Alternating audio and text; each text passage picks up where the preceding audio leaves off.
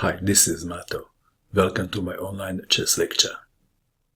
In this video I will show you a game between Semion Alapin and Akiba Rubinstein. This is a game from the old Russian masters played in 1912.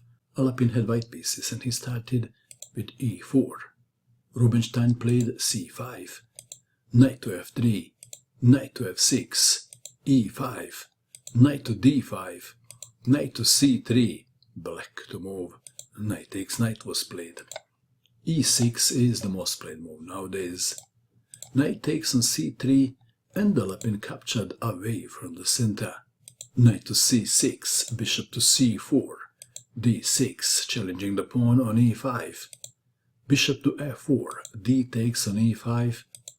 Knight takes on e5, queen takes queen check. Rook takes queen, knight takes on e5. Bishop takes knight. 10 moves have been played. The opening dust has settled a little bit, and white has a better activity of the pieces. The game continued. a6 controlling b5 square, bishop to c7, nothing serious, just threatening, rook to d8, checkmate. Bishop to g4, attacking the rook, f3, rook to c8, attacking the bishop, bishop to b6, bishop to f5, bishop to b3, e5, intending to develop his dark square bishop, but now bishop to a4, check, king to e7. This is the square where bishop was supposed to go. c4, f6, king to f2, no need to castle. The king is closer to the center for the endgame purpose. The game continued. King to f7. White to move. How would you continue in this position if you had white pieces? Alapin played bishop to d7, forcing black to trade light square bishops. Bishop takes bishop, rook takes bishop, check. Invasion on the 7th rank. Bishop to e7, blocking. This is a very interesting moment. It is white to move. How would you continue? Should white take the pawn on b7 or not? What is the strongest move for white in this position? Alapin played the best move. Rook from h to d1. Let's take it back. What's wrong with rook takes on b7? Then rook to b8. And black would be fine. Believe it or not. Back to our game. Rook from h to d1.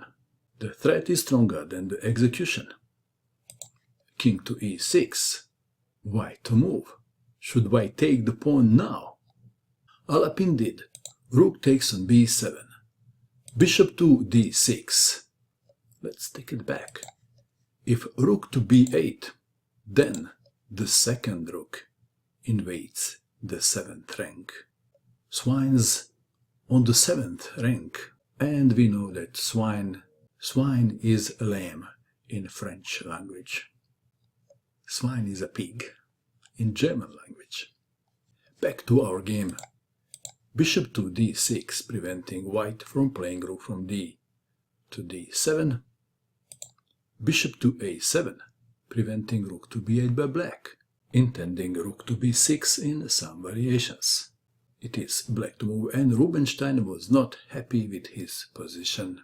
He played rook to c6. Let's take it back. He considered playing g6, saving the g pawn, and then like this continuation, rook to b6. After rook from h to d8, rook takes on a6. White is better. Back to our game. So he played rook to c6, giving up the pawn on g7.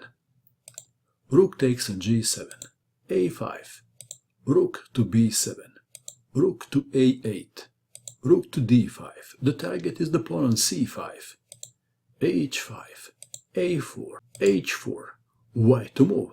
Alapin didn't rush. He played b3. Black has no good moves in this position.